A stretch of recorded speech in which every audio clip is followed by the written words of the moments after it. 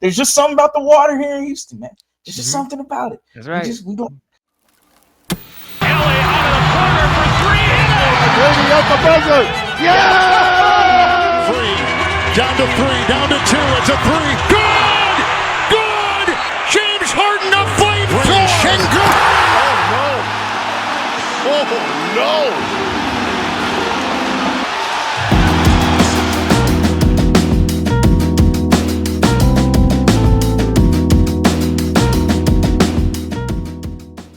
Alrighty, Harley. The Rockets are back in the win column. Their first wins of the 25-26 season. They come at the hands of the Nets and the Raptors. Back to 500. It's almost like a brand new season, Harley. This is Red Nation Radio. I am Spencer, and this is Harley. We are going to be breaking down the action from this past week and looking ahead to the upcoming games for the Rockets. Harley, what were your takeaways from these two wins? Much needed wins. It feels good. Yeah, it feels great. A lot better taste in our mouths, pause, than 0-2 right now being 2-2. Love that. So 2-2 is a lot better feeling right now, man. My goodness gracious. We're not overreacting or anything. And hey, look, Brooklyn Nets, not a good basketball team, but guess what? You go in there and smack them around and you do your thing. Raptors, a little bit more respectable, but not a great basketball team in their own ways either. And the Houston Rockets, take care of them, do their thing. Lots of takeaways to go from the last two games. And is there an apology for Tari Eason? I will say, I think he must have heard me chirping him a little bit. I'll say this. I'm very happy to see him have some good games after really, really bad games to start. I don't know if I'm going to back off my take because I still think the Rockets could use some point guard play. And if they're playing this well against these bad teams, doing what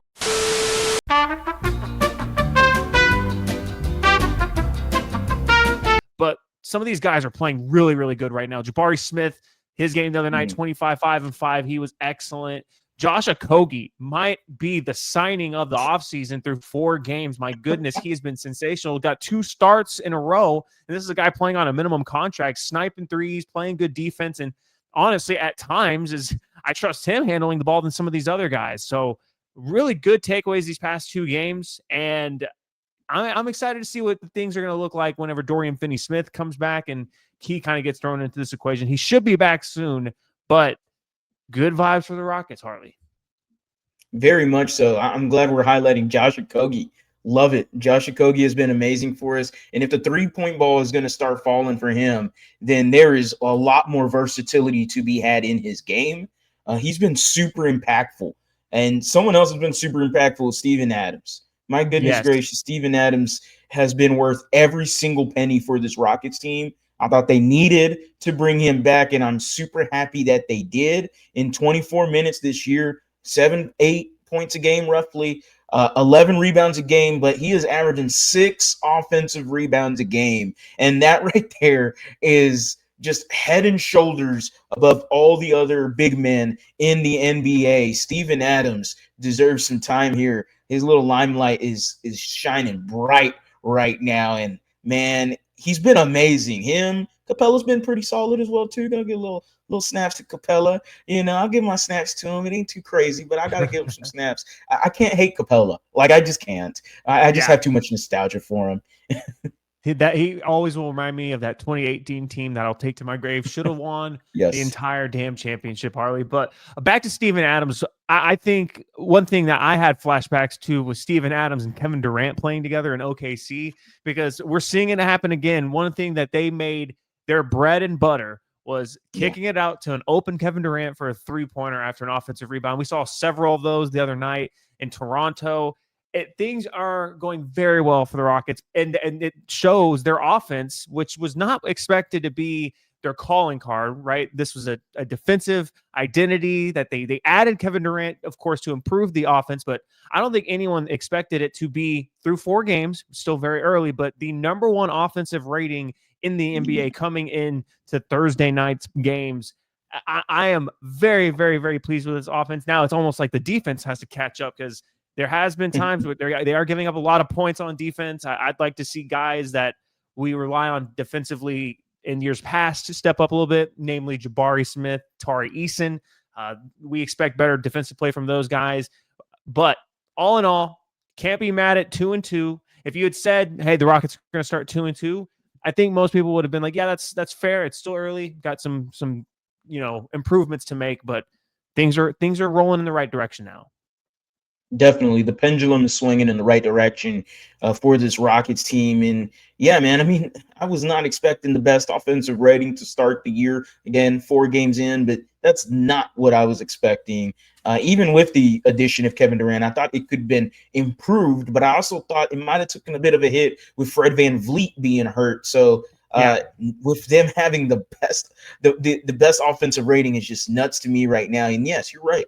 Defense does have to play some catch up. That Raptors game, beginning of the game, man, it was very much just both teams are just running up and down the court and scoring. Like it was like, okay, the Raptors were abnormally hot from 3, to be fair, that too.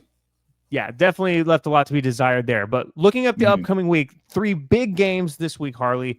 Saturday night in Boston against the Celtics, and then in the division, we have 3 games in a row. Sorry, 3 games in a row. We get the Mavericks on Monday, Grizzlies on Wednesday, and then a massive, massive game next Friday night. The first game of the group stage for the Rockets in the NBA Cup against the currently undefeated San Antonio Spurs. Harley, just looking at this slate, what are you thinking we come out on the other side record-wise with these games? Yeah, I'm looking at the Celtics, and look, they don't have Jason Tatum. They've been playing some solid basketball even without him. It ain't been the greatest record-wise, I'll say. But, I mean, they still got respectable players on that team with Derek White, Jaylen Brown, as well as the rest of the guys there. They're not going to be an easy win by any means. Their coach is always going to have them playing very, very good basketball. The Mavericks right after, look, you get your first look at Cooper Flagg, who has had some up and down so far in his early NBA season. But overall, I don't know what the status was on Anthony Davis. I didn't see an injury report on him today. I know he went down the other night with an injury. A lot of people were speculating the Achilles for Anthony Davis. I didn't get to see an update today on whether or not he might be out for that game or not. Grizzlies are just they're just always been a gritty team. I don't know what else to describe the Grizzlies. They're just gritty. That's just their forte. It don't matter what players they got. It's rinse, wash, and repeat. It's the same thing.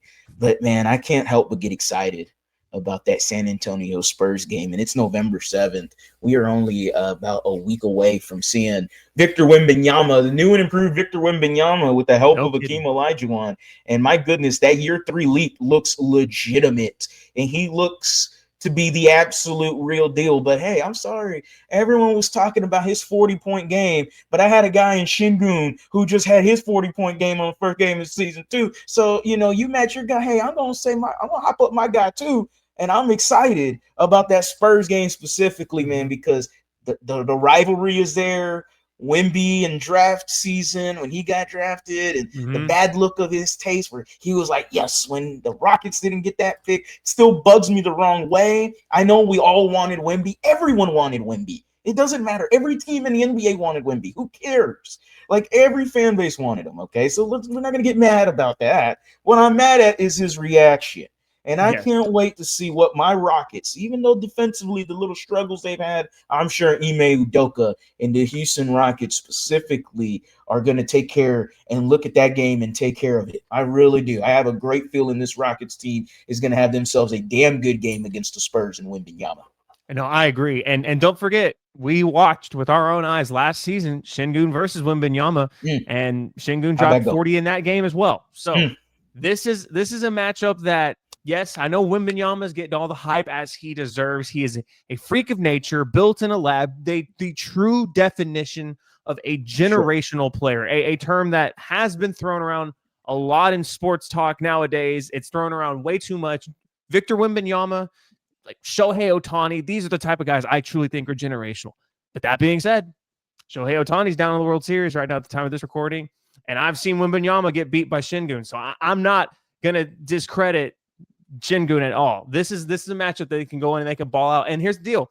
Kevin Durant, I don't care. On his best night, he still will be the best player on the court, even if Wembanyama's on that court with him. If Kevin Durant's on and he's got that look in his eye, there is no one on earth that can touch him on a basketball court, even Victor Wembanyama at his peak. So that's going to be a fun one. I want to see the Rockets go. I mean, obviously 4-0 would be amazing, but I look at this stretch of games. I need to see a 3-1 for me to really just say this team is exactly what we thought it's going to be. A 2-2 or 1-3 stretch in this week would be a little bit disappointing for me, Harley. But I don't think 4-0 is realistic, because this is 4 really tough games for the Rockets. But I want to see a 3-1 week here, preferably with one of those ones being in that NBA Cup group stage game.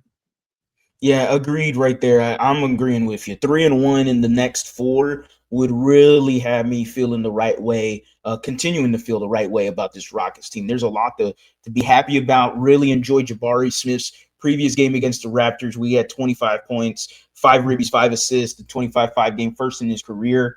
Reed Shepherd, a little more confidence in his game. The shooting just looks nice. Yes. I mean, it looks like it's just going to go in every time almost. And I don't remember us having a player like that in a surmountable amount of years. So it feels nice to watch. Sure. Is there still a lot to be had with him? Yes, it's a work in progress with Reed Shepherd. But I will tell you, when he's open and the 3 balls there, the green light is the greenest he will ever get. So I'm excited about that.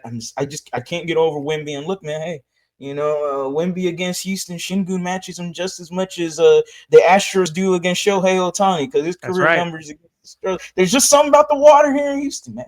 There's just something about it. That's right. We play different, man. I mean, that's just how it rolls. But I am excited. I'm running with you with 3-1 right there. Yeah. Y'all let us know in the comments, what is the Rockets record going to be during this stretch of games? And let us know what players have impressed y'all the most at the beginning of the season, and what players we need to see more from going forward. For Harley, I am Spencer. We'll see you next time on Red Nation Radio.